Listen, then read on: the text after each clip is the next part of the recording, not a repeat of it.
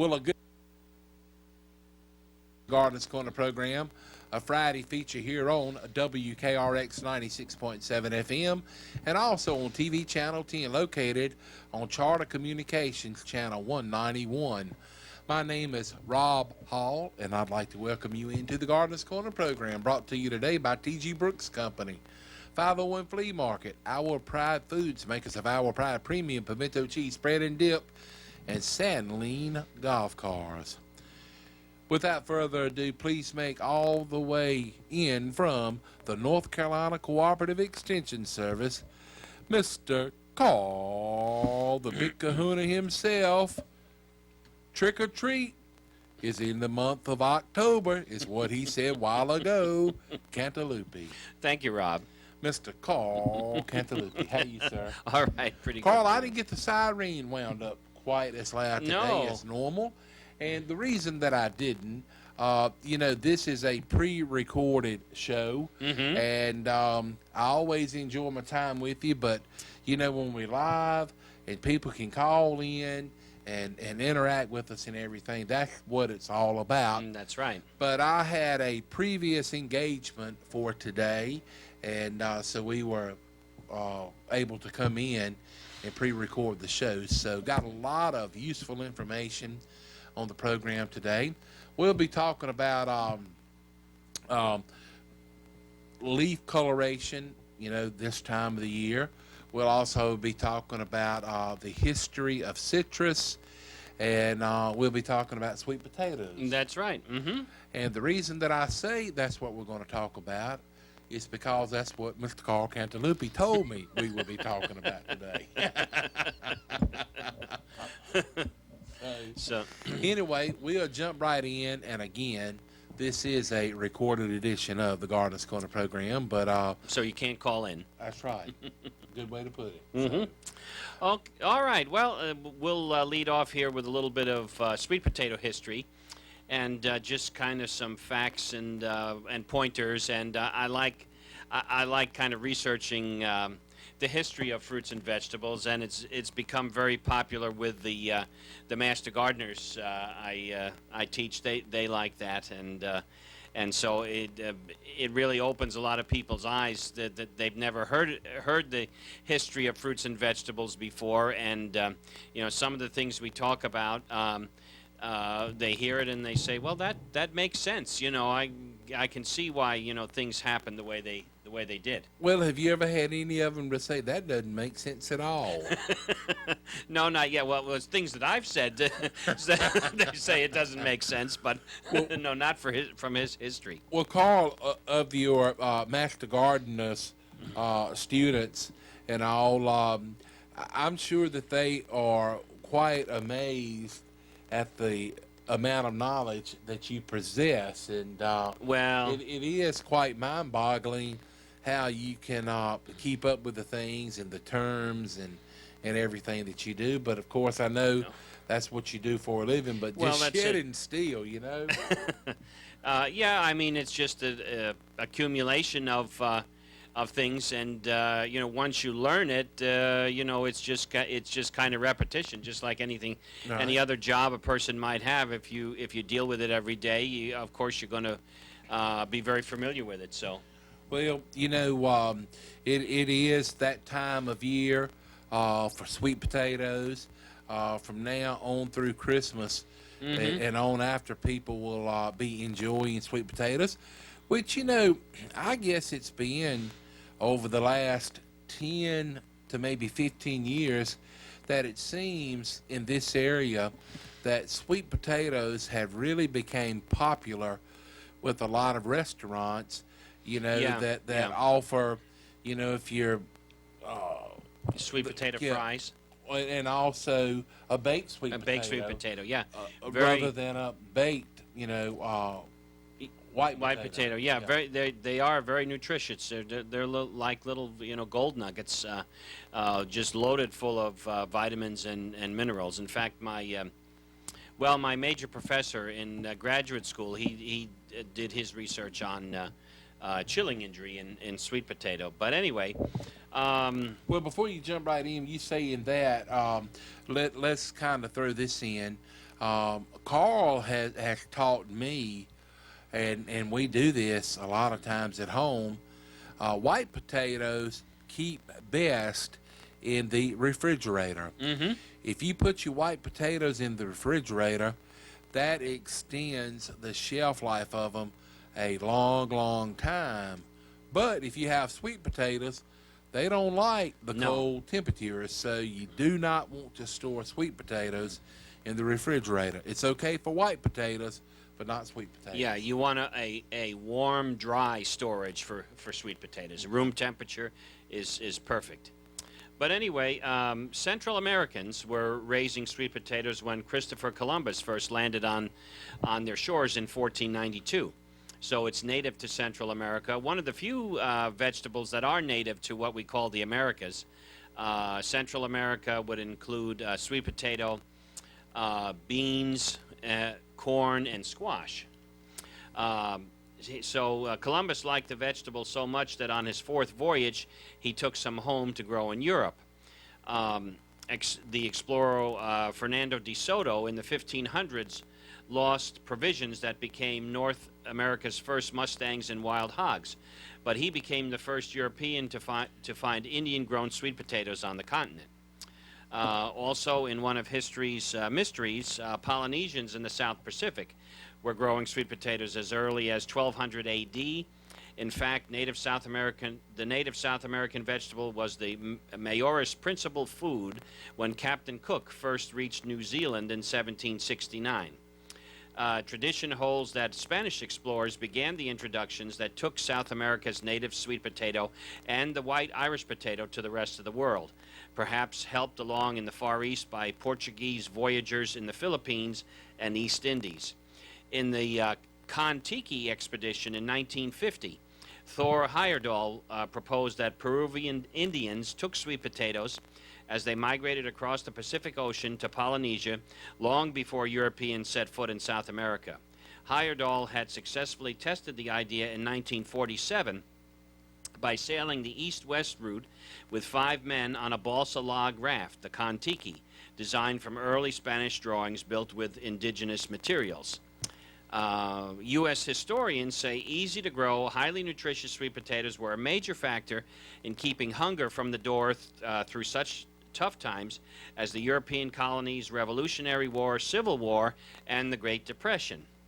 Before George Washington became a general and the first U.S. president, he was a sweet potato farmer. In the United States, orange flesh sweet potatoes have been mistakenly called yams for so long that both names are becoming accepted usage. The U.S. Department of Agriculture still requires, however, that food labels with the term yam always be accompanied by the words sweet potatoes.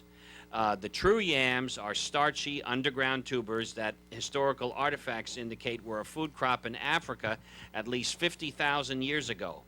Unlike sweet potatoes, yams have a rough, scaly skin and they aren't sweet. They're grown in tropical zones. The true yams can also reach up to 6 feet long and weigh more than 150 pounds. Wow. So these things are huge. And one theory holds that the slaves in U.S. colonial times introduced the African word for yam, nyamai, N-Y-A-M-I, for the sweet potatoes they found growing in the Americas, and then that name stuck. They dropped the N and the I, and they came up with yam. But the sweet potato is no potato. The plant is a member of the morning glory family, and it produces a bulging food storage roots that are edible.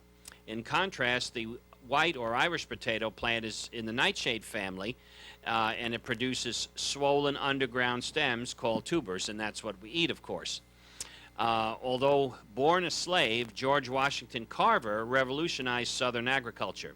He promoted rotating soil-depleting cotton crops with soil-enriching crops that could provide low-cost nutrition and new products for poor farmers. Best known for the hundreds of uses he found for peanuts, Carver also developed 118 different products made from sweet potatoes. Wow. Including flour, ink, mucilage for postage stamps, synthetic rubber, tapioca, vinegar, and 500 shades of textile dye. So he was quite the inventor. All from sweet potatoes. All from the sweet potato. China is today's acknowledged leader in world sweet potato production. North Carolina is #1 in U.S. production, and sweet potatoes now tend to dominate in warm zones, while white potatoes dominate in cool areas such as Ireland. Worldwide, the flesh of most sweet potato varieties is white or near white, but the flesh of the famous Okinawa very sweet potato, which is also a popular staple in Hawaii, is purple. And if handled gently, unwashed sweet potatoes can store well for weeks or even months in a dry, cool 55 to 60 degrees or warmer than that. Fresh sweet potatoes stored in a modern refrigerator develop an off taste and a hard core in the center. Sweet potatoes are only washed right before cooking because moisture promotes spoilage.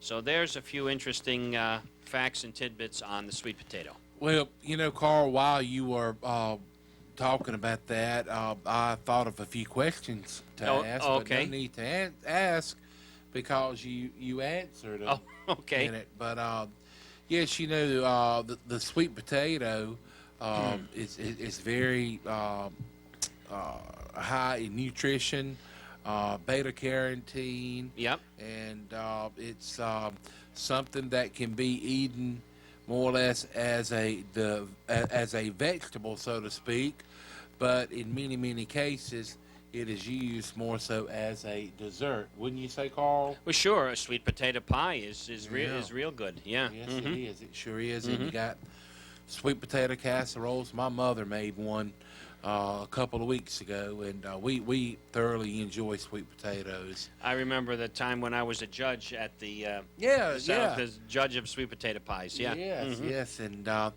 still have a lot of people that ask about that and what Carl is making reference to. We used to have a sweet potato and pumpkin festival, and anyway, one of the things that we would do, we would have people to bring in sweet potato pies that they had baked, and we had a few different judges, and Carl served as a judge a time or two, and they was judging the pie sold only by taste, not presentation or anything, and it was sometimes quite hard to pick the best because a lot of them were very good. Oh yeah. Well, I remember the other things you had, the frying pan toss contest and the wrench throwing contest. Yeah, just some different things.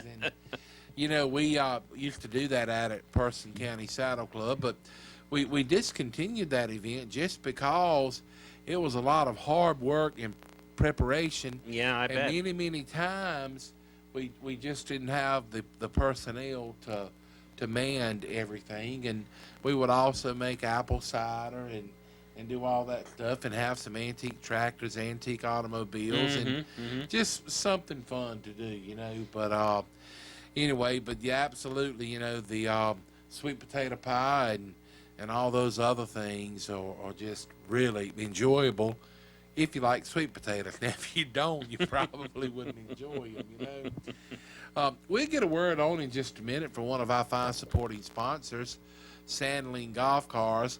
They're located down in Oxford, and I want to let you know that they've got a huge selection of golf cars, utility trailers, stock trailers, enclosed trailers. The list goes on and on. So we'll take a trip down to Oxford and stop in at Sandling Golf Cars. Let's make a trip to Oxford and stop in at 613 Lewis Street, and we will be at Sandling Golf Cars. That's the place where you can find club car and easy-go golf cars. Sandling Golf Cars has new and pre-owned golf cars. If you are wanting a gasoline, an electric, basic to fully customized golf car, see Al, Hillary, or Will at Sandling Golf Cars, where financing is available. Call 919-693-4626 or toll free 1-800-221-9267. Visit their website, www.sandlinggolfcars.com. Check out the XRTs by Club Car, powered by a gasoline or diesel engine. These rugged, durable, and dependable machines are strong enough to handle anything around the farm, home, or lake. For all of your golf car repairs, parts, service, and Trojan batteries, see Bradley, Dennis, and Jr. It's grilling season, and you would enjoy grilling out on a Wilmington grill from Sandling Golf Cars. Call 919-693-4626 or toll free 1-800-221-9267. Log on to sandlinggolfcars.com, or better yet, stop in at 613 Lewis Street in Oxford, just off the bypass, and see the friendly folks at Sandling Golf Cars. Open weekdays 8 a.m. until 5:30 p.m. and Saturdays 9 a.m. until 1 p.m. That's Sandling Golf Cars, where you can also find the trailer you need to haul just about anything you need hauled. Here we are back on the Gardeners Corner program. My name is Rob Hall. Mr. Carl Cantalupi of the North Carolina Cooperative Extension Service is our resident expert, and we appreciate him sharing his knowledge with us. This is a recorded edition of the Gardeners Corner program, but should you have a question for Carl and you can't wait until we're back live, you can call the Person County Cooperative Extension Service office at 336-599-1195. That's 599-1195. And if Carl's not in, leave a message and he will return your call. He is very good about returning calls. I want to go ahead and give you kind of a little heads up. Next Friday, we're taking the show on the road. Mm-hmm. We'll be broadcasting live from T.G. Brooks Company, downtown Timberlake. We were there back in the spring, and it was a pretty warm, sunshiny day when we were there. But hopefully next week it won't be quite as hot, but hoping for some good weather. And just looking forward to doing the Gardeners Corner program live from T.G. Brooks Company next Friday, and that will be the 23rd. Yeah. Carl, before we get into the next topic at hand, here it is, just we'll say mid-October. It's the 16th. With that being said, what about fertilizing cool season grasses and planting cool season grasses? A little too late to plant cool season grasses now. It's not to say that if you seeded a cool season lawn such as fescue, that you wouldn't get success, but if you have a lot of trees, they're going to be dropping their leaves and they're going to interfere with the seed germination process, and so it's probably not a good time to consider seeding a cool season grass now. I would definitely wait now until next fall. But you can fertilize your cool season lawn now. In mid-October is fine. The nitrogen, the grass plant is starting to slow down its growth, so when you add nitrogen in the fall, the nitrogen is taken up and stored into the root system for next year's growth. And the grass likes to grow in the fall when temperatures are cooler, and again that nitrogen is taken up and used and stored in the root system for next year. So if you fertilize in the fall, you don't run the risk of predisposing your grass to picking up the brown patch fungus disease next year. And if you really over fertilize the lawns in the spring, you'll get a nice green color, but you create a top heavy plant. The nitrogen goes into the blade and it becomes very soft and succulent, and then it's under these conditions that the grass is more able to succumb to the brown patch fungus. So you really don't want to do that. Okay. All right. The next question before we get to the next topic at hand.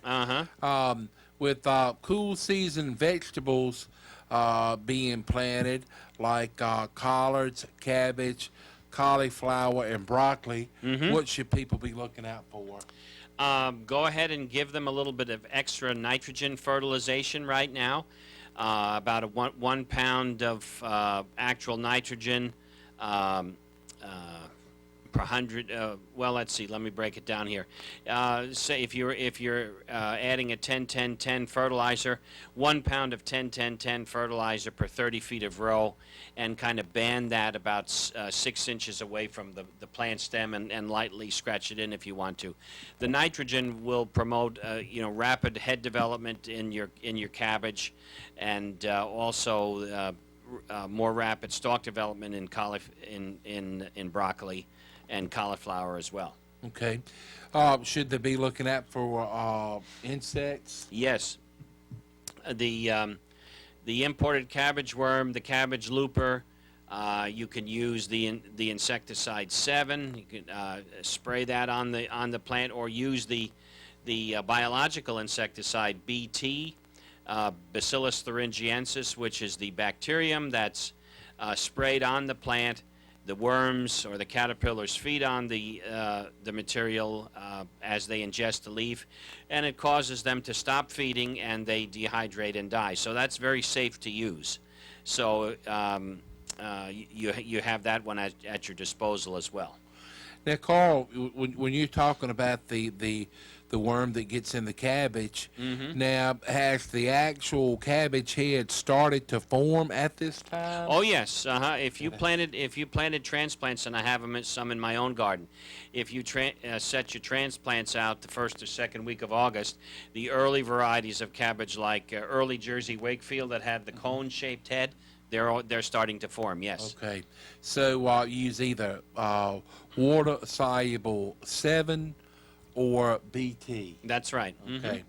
All right, we'll move ahead, and here it is. By this time of the year, leaves have started to change colors. A lot of leaves will be falling over the next few weeks or so, and a lot of people like to take a trip to the mountains of North Carolina, or maybe the mountains of Virginia, to view some of the beautiful foliage in those areas. But Carl, we have as pretty a foliage in this area as they do in the mountains. But just the only thing, with the lands being kind of more flat here than it is in the mountains, you can't see as far to see the wide array of the different colors and things.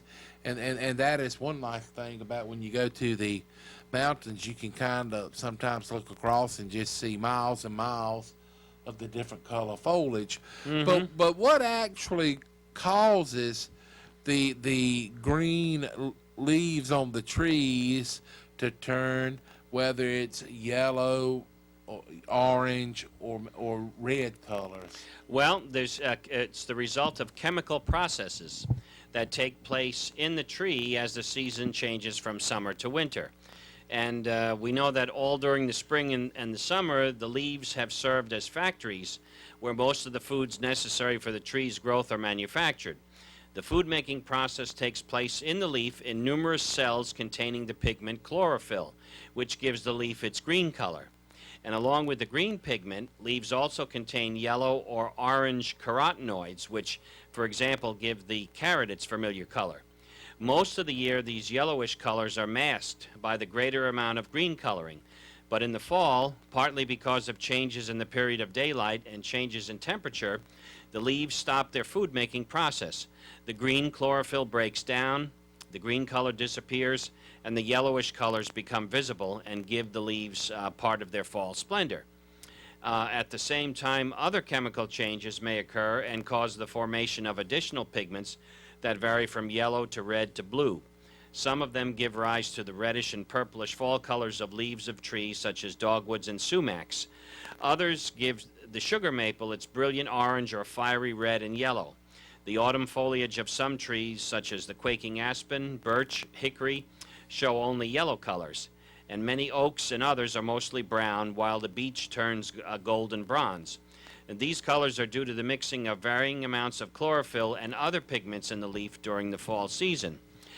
Fall weather conditions favoring formation of brilliant red autumn color are warm sunny days followed by cool nights with temperatures below 45. Much sugar is made in the leaves during the daytime, but the cool nights prevent the movement of sugar from the leaves. From the sugars trapped in the leaves, the red pigment called anthocyanin is formed. And the degree of color may vary from tree to tree. For example, leaves directly exposed to the sun may turn red, while those on the shady side of the same tree or on other trees in the shade may be yellow. The foliage of some tree species just turns dull brown from death and decay and never shows bright colors. Also, colors on the same tree may vary from year to year depending upon the combination of weather conditions. The most vivid colors appear after a warm, dry summer and early autumn rains, which prevent early leaf fall. Long periods of wet weather in the late fall produces a rather drab coloration. Droughts favor anthocyanin formation principally due to the indirect effects of soil water deficiency upon the metabolism of the plants. Drought conditions also favor red pigment formation due to the reduction of nitrate absorption. And as the fall colors appear, other changes are taking place. At the base of the leaf stalk, where it's attached to the twig, a special layer of cells develops and gradually severs the tissues that support the leaf.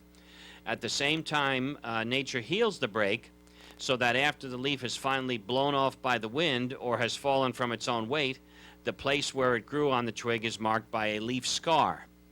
Through fallen leaves, nature has provided for a fertile forest floor.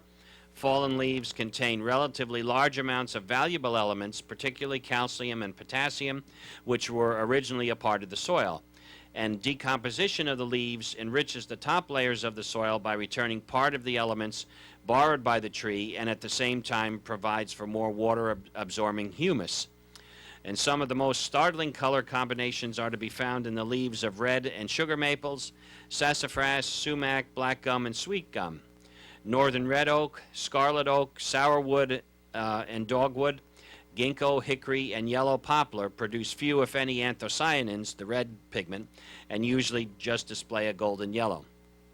And North Carolina leads the parade for leaf lookers, and depending upon the season, the species of trees involved, and the relative proportion of these three pigments, just about every imaginable color combination may be seen. So this information was taken by an article written by Dr. Robert Barden. He's the Extension Forestry Specialist at NC State. Well, Carl, I was going to ask the question, when the leaves fall onto your lawn, if every few days or so, once they start to fall, is it beneficial to run the mower over them and mulch them up? Oh, sure. Yeah, if you do it often, and then don't wait until the lawn is just covered high in leaves. If you run over them with a lawnmower, and it doesn't have to be a mulching mower either. Just run them over, break them up, and they'll break down and really will enrich the soil. A lot of people think, well, I don't want to do it because it's going to lower the soil pH. It really doesn't that much. And the benefits that you get for returning organic matter to the soil is far greater than the small, drop in soil pH that might occur. Well, a lot of people, the way that they get rid of the leaves, they rake them up in piles and burn them. And burn them, yeah, that's a waste. Yeah. And are they useful in a compost pile? Oh, sure, yeah. Uh-huh. Now, if you use leaves in a compost pile, should you apply any fertilizer?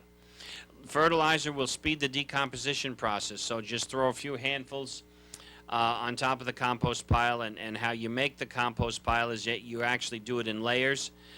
You can start with bare soil on the bottom, cover it with green materials like grass clippings, and then a layer of dry material such as leaves, sprinkle a few handfuls of nitrogen fertilizer, and then just build them up like that in layers.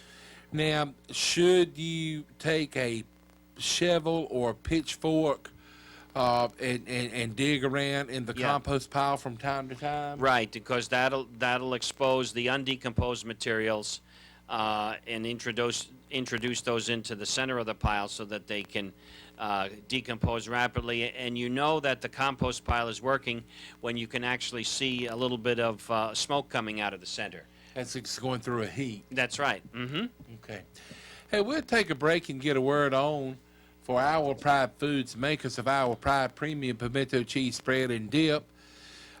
It's great for a snack or a part of a meal, and on some of these cool days that we're going to be having in the very near future, whether you're having a bowl of soup or maybe just a pimento cheese sandwich with it, it's a good treat. We'll take a trip to Our Pride Foods. Our Pride Foods, makers of Our Pride Premium Pimento Cheese Spread and Dip, is made in Roxborough.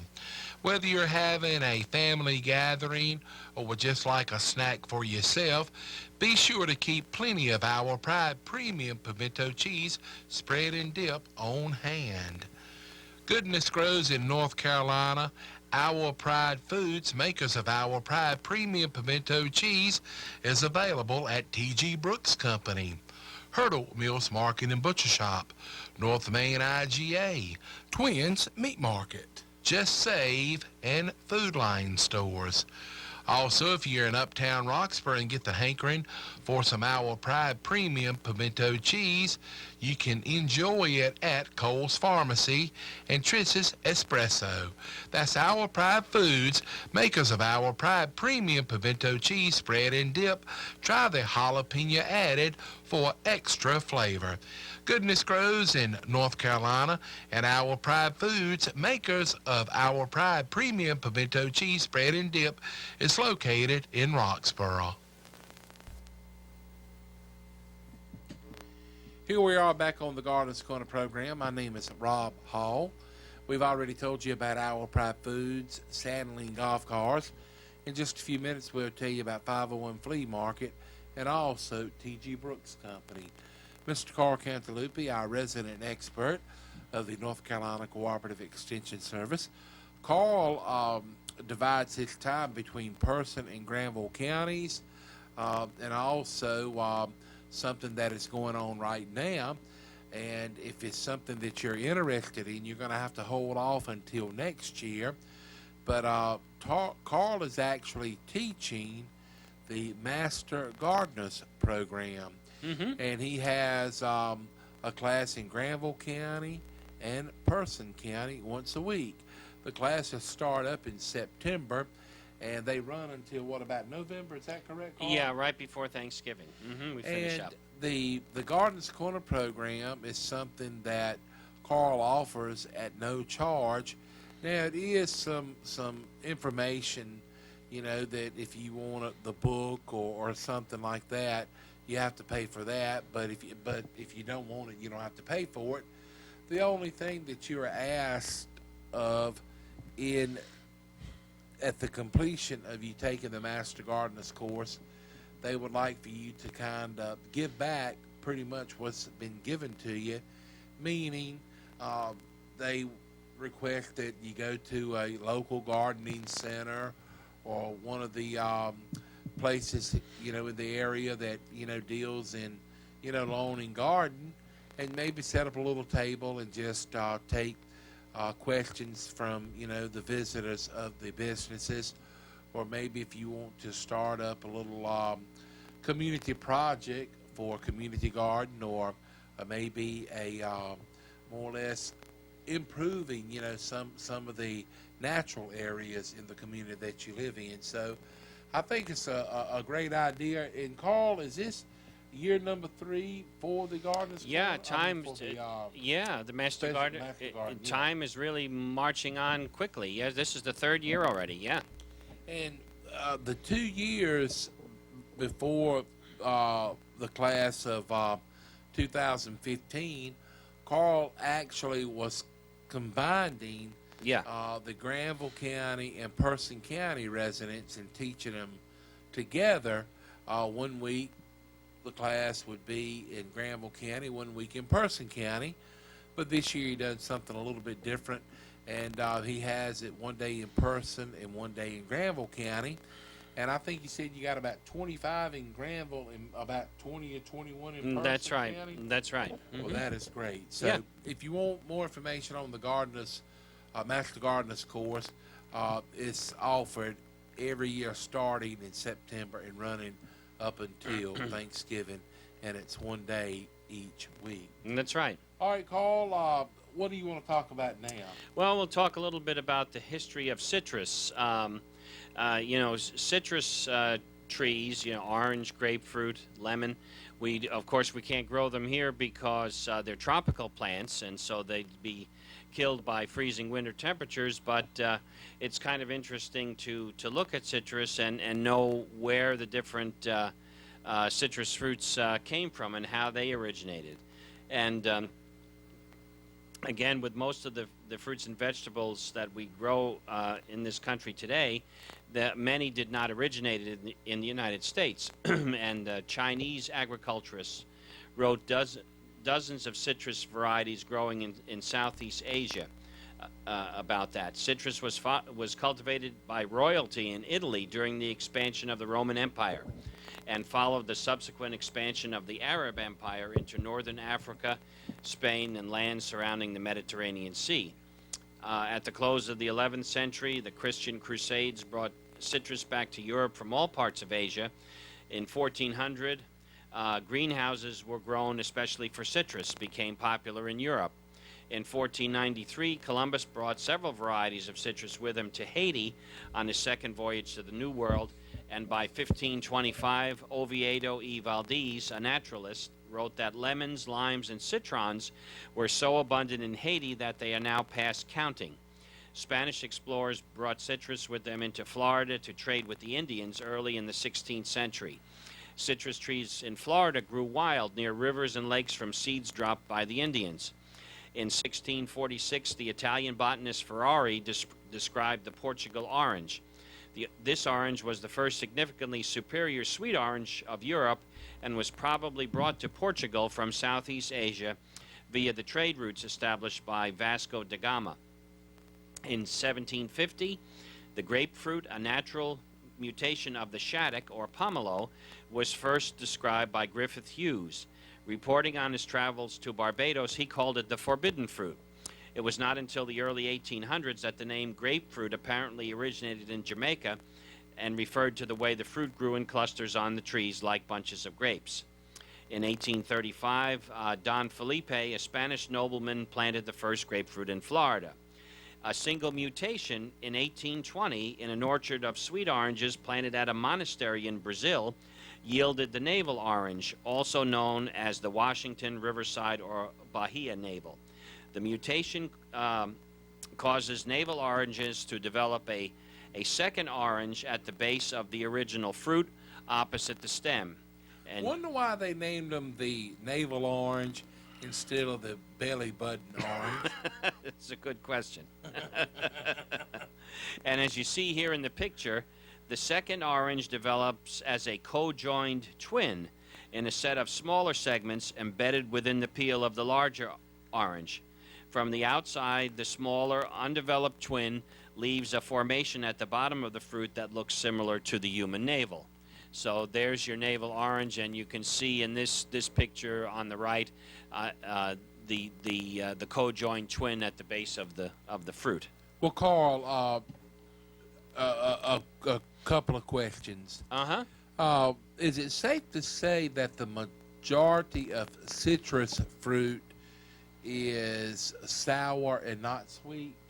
Yes, because in order to get the sweetness, plant breeders have found sweeter varieties of oranges, and they've grafted those onto rootstocks. So yeah. Okay. All right. The next question: why is it easier to peel some, oranges than others? Any idea? I know, like the navel orange, it's easy to peel, but it has a real thick peeling. Right. The membrane of the fruits are more thicker in some citrus than others. Your juice oranges, particularly the Valencia variety and the Hamlin varieties, the number of membranes in the fruits are not as many as the juice sacs. In other words, the juice sacs are much more prevalent. So if you try to peel an orange that's mainly used for juice, you're going to get the juice all over you. Yeah.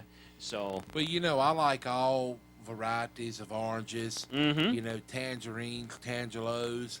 Now the blood orange is something I'm not, too hip on. Yeah, that doesn't.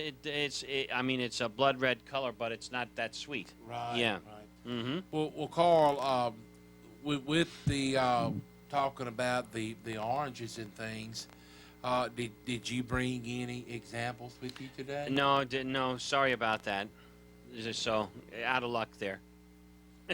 What a friend you are. I know. Look, we need to get a word on for 501 Flea Market. They're open Saturdays and Sundays, and they are nice people out there. The 501 Flea Market is indoors, so it doesn't matter if it's raining or windy or hot sunshine. You'll be in out of the elements at 501 Flea Market, and the holidays will be here before you know it. Why not find a gift for that person on your Christmas gift list at 501 Flea Market? If you're looking something to do this weekend, why not make a trip out to 501 Flea Market and shop with the indoor vendors? They've got a huge selection of items indoors at the 501 Flea Market, located 2285 Durham Road across from KFC. They're open Saturdays, 7 a.m. until 2 p.m., Sundays, 8 a.m. until 2 p.m. The indoor vendors at 501 Flea Market has antiques, books, coins, collectibles, clothing items, fresh produce, furniture, Hot Wheels, incense, jewelry, knives, movies, both DVD and VHS. You can also find pottery, office furniture, signs, tools, and good food. Something for all ages can be found indoors at the 501 Flea Market. No matter what the weather may be, you'll find it delightful inside of the 501 Flea Market, located 2285 Durham Road across from KFC. Open Saturdays, 7 a.m. until 2 p.m., Sundays, 8 a.m. until 2 p.m. It's a 501 Flea Market indoors this weekend. Here we are back on the Gardeners Corner program. Carl, here it is again, the middle of October. Something maybe we should make mention of. Only about 5 weeks left or so to take advantage of the free soil sampling. That's right. You have until Thanksgiving to get your soil samples into the extension office and processed. After Thanksgiving, from Thanksgiving to March 31st, there is a $4 fee, and this is done to encourage people to get samples in before this date, because normally farmers really unload the soil samples in the soil testing labs in Raleigh, during the winter. So, and this results in long turnover time. So, in order to avoid that, get your samples in and avoid the fee as well.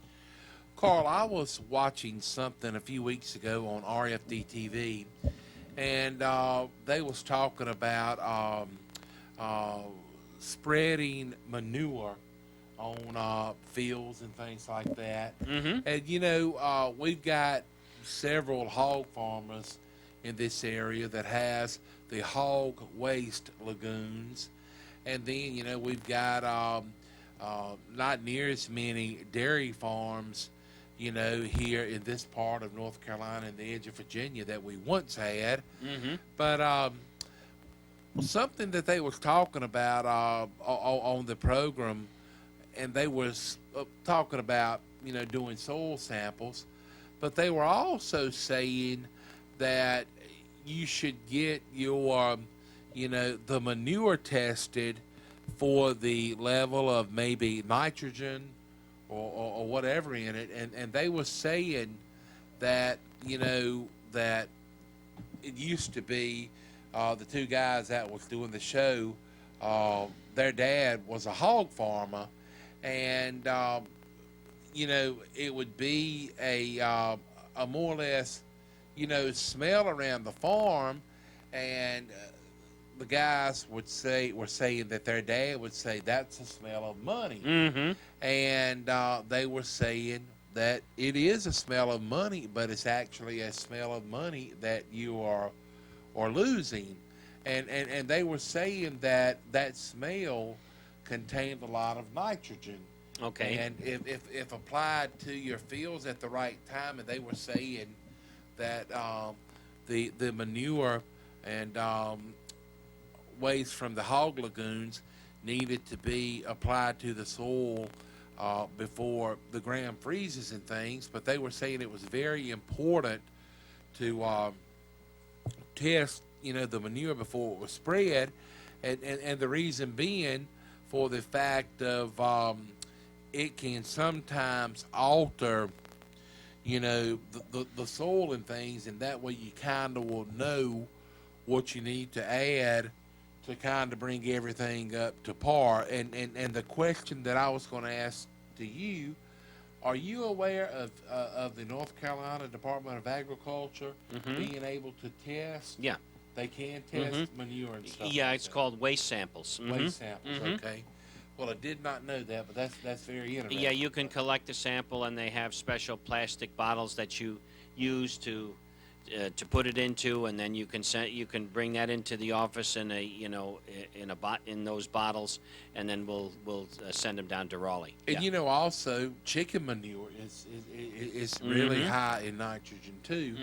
But one thing that you need to avoid, if you use too much, you can burn your plants and things like that. So, Definitely. Yeah. look, we get a word on for T.G. Brooks Company. They've been in business since 1936, and again, we'll be taking the show on the road next Friday, and we'll be broadcasting live on the Gardener's Corner program from T.G. Brooks Company in friendly Timberlake.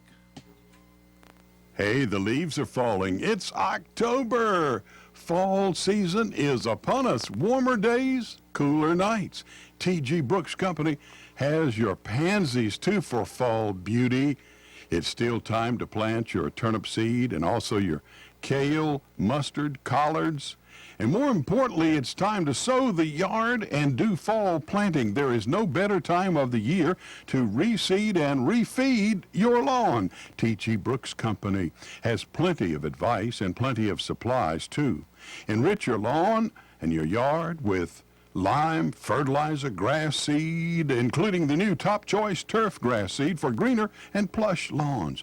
Many people have been to T.G. Brooks and picked up or had delivered beautiful mulch, including some of the triple ground mulch, and they have mulch in several colors. It is also time to do some raking. Get your lawn rakes and your tools to do the work.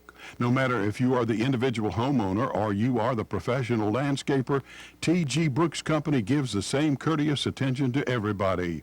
Fall and this time of the year, also the time to check over your stovepipe needs and fitting needs. Also, they have your replacement parts for Taylor wood stoves like blowers, anode rods, rust inhibitors, chemicals, and pumps. Next month, we'll be celebrating Thanksgiving. Keep in mind, T.G. Brooks Company will have your Thanksgiving delicious, famous T.G. Brooks Country Ham. So plan now to put that on your shopping list for later on.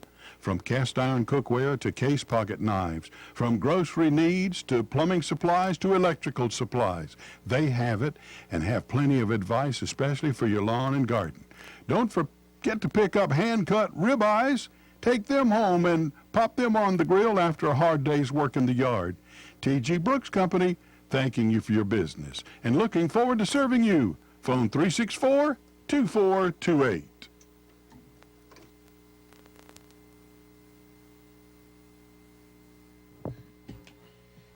Here we are back on the Gardener's Corner program, and Carl, time has pretty much slipped away again from us today. It certainly has. A lot of useful information. Any closing remarks or comments? No, just we talked briefly. Keep an eye on your cold crops for insects. fertilized with nitrogen to keep them growing rapidly and produce a head or a stalk before really cold temperatures arrive so you can harvest. Okay. Well, again, thanks for tuning in to this recorded edition of the Garden Corner program. And next Friday, we'll be broadcasting live on the Garden Corner program from T.G. Brooks Company. Should you be in that area, stop in and say hello to Carl and myself.